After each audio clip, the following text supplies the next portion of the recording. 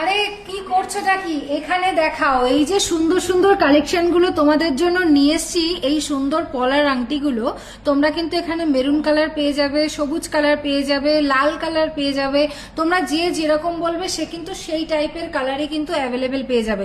এই যে সুন্দর কালারগুলো তোমরা দেখতে পাচ্ছ পলার আংটির, আর এই আংটিগুলোর প্রাইসটা আগে বলে দিই কি, ঠিক তো? আগে প্রাইসটা বলে দিই। প্রাইসটা হচ্ছে 1899 টাকা।